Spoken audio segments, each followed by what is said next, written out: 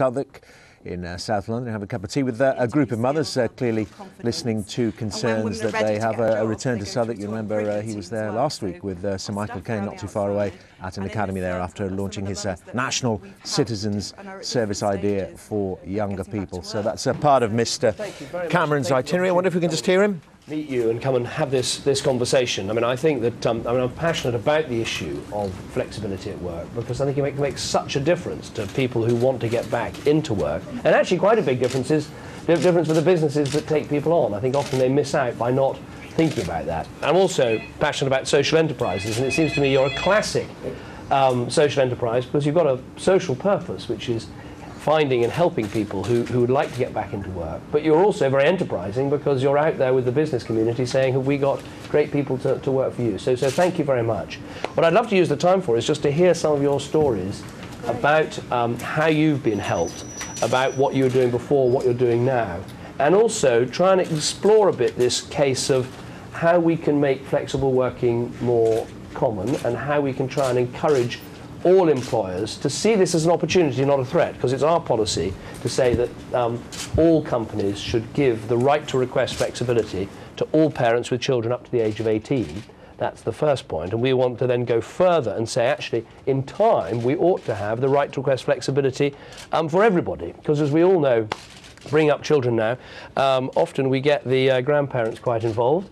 And so maybe it would be useful if they had flexibility at work as well, because then they could do some of the time at the school gates that we can't do. So I think moving towards a world where everyone has the chance to request flexibility, and trying to persuade businesses this is an opportunity, not a threat, is where we should be going. But who wants to kick off and tell me? Yes. Yes. Hi. Hi. My name is Joyce Materego, and when I came to Women Like Us, I had just been. Basically, I had to leave the job I was working in, and I was working full-time. Right. It was a bit more than full-time. What sort of job was that? I'm an accountant. Right. So I was working as a financial controller for a media agency, and having two children. I've got two children, Mia and Mugisha, right.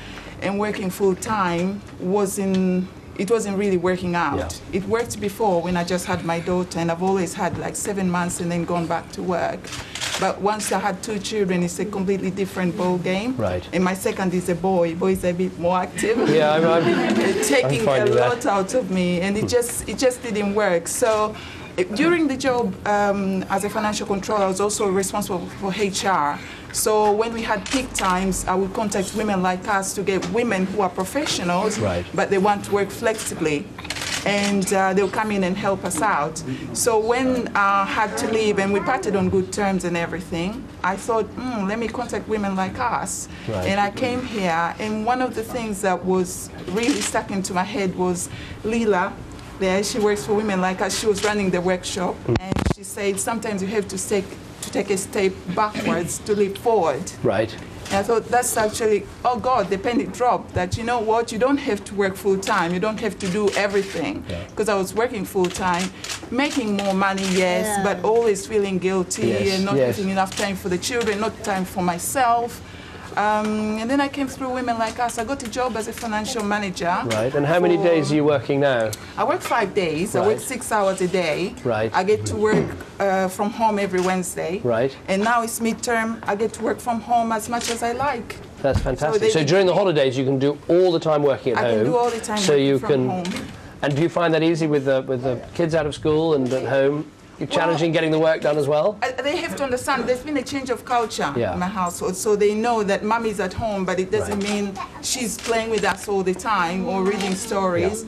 I'm working. When I'm on the computer, I'm working. Right. And they understand that. So that worked out. They've got the message. Yeah. They're very good. And I think I'm lucky because I have an older girl. Yeah. She's very much like Mama's helper, and she likes to do that. She's teaching him. And the company you were at, if you'd asked them, you know, if we had this right to request more common, did you ask them if you could previously work They offered flexibly? me right at the beginning. Right. When I went for the interview, I said, first and foremost, I'm a mother. Right. I'm an accountant. I like to work. I wouldn't be staying home all the time. Yeah. But I want also to be able to have a good work and life balance. And they said, yeah, we are happy for that. If you want to work from home, you can work from home, choose a day. Right. And they were just completely flexible. And I think lots of employers that we're working with get that they gain a lot. Yeah. What's the best way of persuading the sceptics? Because you've got some employers, I think British Telecom and others have introduced it, and they think actually it helps with retention, and it helps with staff morale, and helps with productivity. Yeah. What's the case you make with the more sceptical employers? Because presumably you're going out to employers and saying, well, you've got this great pool of talent here, but they want to work flexibly. How do you convince them that that's actually going to be good for them? I think it's really important when you're talking to employers that it's got to work on both sides, that flexibility's got to benefit both sides. And I think lots of the employers that we talk to realise that if they give flexibility, they get a huge amount in return. They get sometimes a talented person, so they might get a 40,000 calibre person for £20,000 because they're only paying them for half of the hours. And actually that woman will stay. She might grow her hours as her family grows, and what you'll get is a huge amount of skill for actually less money. And for us during the recession, we've had many more employers coming to us understanding the business benefits for them. I don't know if... yes, yours. Tell me your story. My name's Maria. Hi, Maria. I've got 2 children, Isaac and Lola, and I've got more sceptical situation background really, in that I'm a lawyer. Right. And I've found being in the law very inflexible. Yeah. And you solicitor or barrister? Solicitor. Right. I had to leave my permanent job. Right. Sorry. Did you ask them for flexibility before you went? I did, and I was about to say there is a right to request flexible working, but there isn't a right to have. And there are a lot of employers out there that will find reasons why they don't have to give it to you. And I think it's about retraining employers as well, getting them to think outside the box. A lot of good employers say that they granted in, over 95% of cases, but obviously that wasn't your. That's what I think in private practice, in private practice, I don't think that it's really. And so what? Got you. I got you. What? And so what are you doing now? I'm with women like us, and they are actually quite enlightening. That it's really changed my attitude towards going back to work.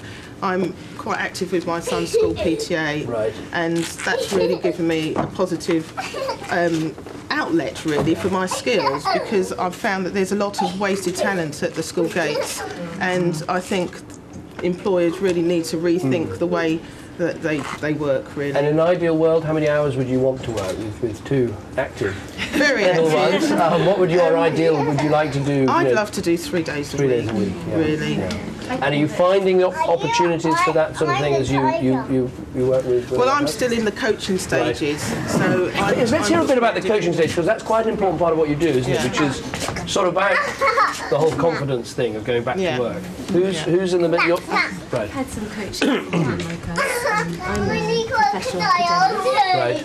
And I'm looking for work at the moment on a flexible basis, ideally 3 days a week. Right. I've got 2 kids, 3 and 10 months. Right. And I know I'm qualified to teach. What's your subject? Religion politics. Right.